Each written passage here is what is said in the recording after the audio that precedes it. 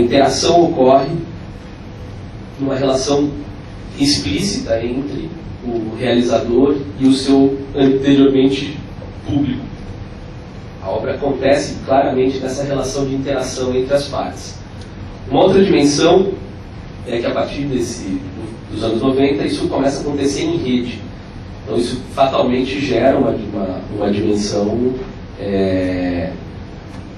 desterritorializada dos processos de criação, né? Você passa a ter redes se articulando, redes que não são necessariamente, não existe proximidade, inclusive, né, no sentido físico, existem interações se dando por meio da rede mundial de computadores, produzindo, então, resultados artísticos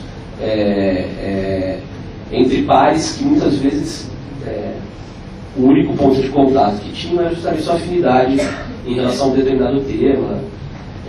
A outra característica é o manejo do discurso multimediático, né? A gente vai ter, mais do que uma simples fusão de linguagens, a gente vai ter talvez uma fissão de linguagens mesmo, no sentido de que você tem a explosão dos vários tipos de recursos discursivos para gerar as obras. Então não é simplesmente um vídeo, não é simplesmente um áudio, não é, quer dizer, e você tem daí todo esse processamento sendo feito em códigos, né?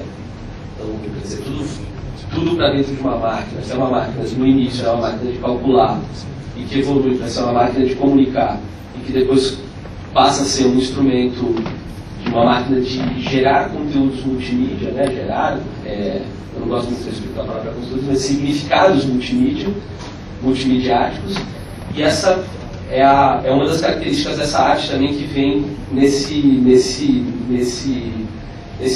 cenário. E aí eu pego um ponto que eu queria trazer também para a gente se provocar e conversar, que é o próprio sentido do que é que se apresenta como arte, né? Eu trouxe uma citação de um poeta brasileiro que eu gosto bastante, do André Marias. O André é um poeta visual, né? Um poeta que sempre trabalhou com a dimensão da poesia já. Na verdade, ele chega na poesia vindo do design, né? Quer dizer, vindo das artes visuais. E ele tem uma frase dele no livro que a gente lançou no ano passado, que chama Cultura Digital BR, que é: a realização da obra será sempre a somatória efêmera de uma soma de circunstâncias. E aí ele vai retomar nessa conversa com a gente um trecho do Manifesto Antropófago do Oswald de Andrade, em que ele cita 9 vezes a palavra roteiro.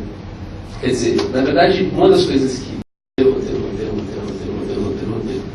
E ele diz assim: o Oswald estava já antecipando uma das características do nosso tempo, que é toda obra de arte que se coloca e circula, é uma obra, ela é um roteiro, acima de tudo, um roteiro que é executado de acordo com aquelas técnicas e com aquelas condições técnicas dadas em um determinado momento, e que essas condições, rapidamente, por um processo de aceleração enorme das mudanças tecnológicas, ela vai se transformando na sua execução, em função dessa evolução.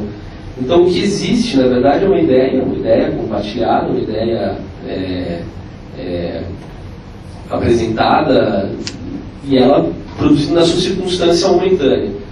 Ele vai falar isso, por exemplo, se a gente pega os poemas visuais dos anos 80, né, feitos em 8 bits, em 16 bits, se você pega aquelas mesmas ideias e aplica hoje com a qualidade, com a capacidade que a gente tem de processamento das máquinas, a ideia persiste, mas a execução é completamente distinta.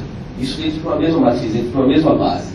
Inclusive, em alguns casos, impossível de se executar novamente como era no momento da sua criação.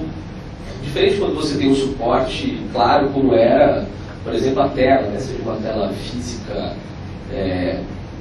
enfim, como era, seja na madeira, seja uma escultura, é completamente distinto, né? A própria matriz de execução, ela já não se coloca nas mesmas condições da própria obra, né? Tem coisas que você não consegue ver mesmo, assim, já não tem mais como, e é preciso atualizá-la, é preciso fazer o upgrade da obra.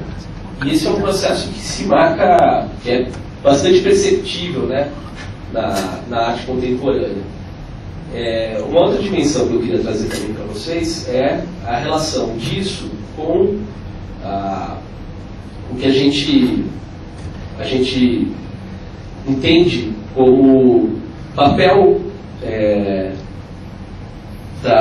do país mesmo, do Brasil, nesse processo de transformação. Uma das outras coisas que o movimento Mangue colocou de forma muito explícita era um discurso que dialogava internacionalmente. Né? Isso que o Alex chamou a atenção no começo. Isso não era um discurso que estava localizado nessa relação centro e periferia completamente reorganizada, como uma transformação especificamente da cultura no Brasil. Né? O que a gente tem visto cada vez mais fortemente é o impacto e a presença, a força desse nosso num diálogo global. E aí é um pouco interessante notar como que ainda há uma dificuldade pela maior parte dos tanto gestores da área da cultura quanto criadores ainda de fazer esse enfrentamento, né, de a gente realmente assumir para si a importância de que esse país, que dentro de 5 anos pode vir a ser a 5ª economia do planeta, que hoje faz parte de um bloco internacional que é composto por 4 países que já, em conjunto, movimentam mais da metade da economia planetária e que tem toda uma produção cultural fortemente atrativa do ponto de vista do que ela faz com a própria noção, né, de cultura e de arte.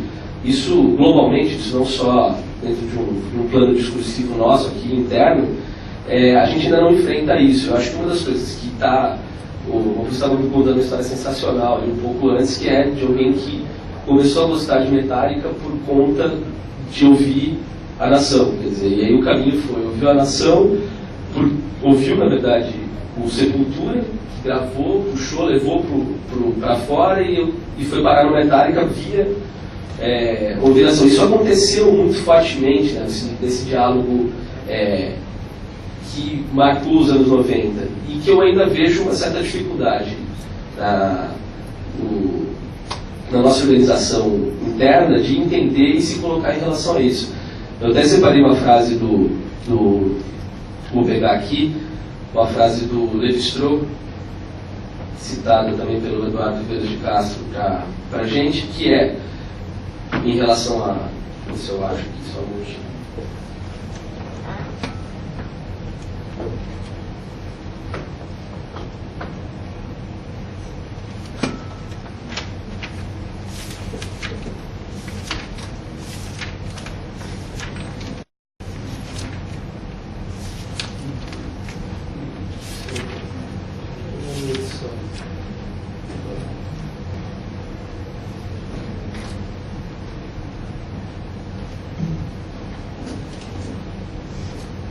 é uma frase 52 do Levi-Strauss.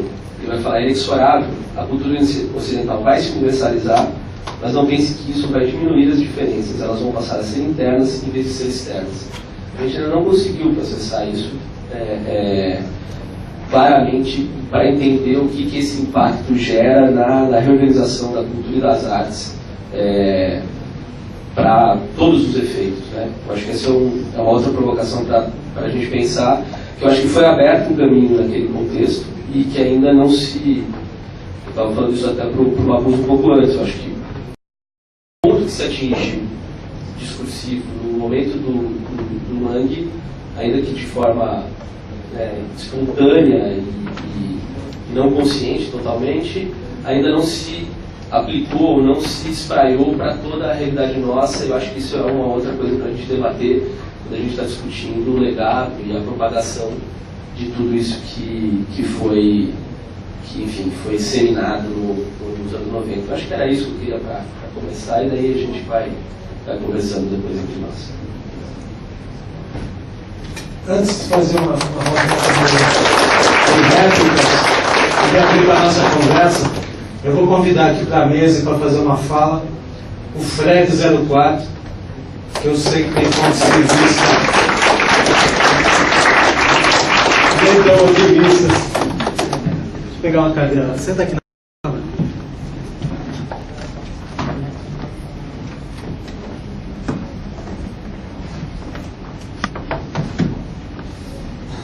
noite a todos e a todas aí. Queria dizer que é um grande prazer estar aqui ouvindo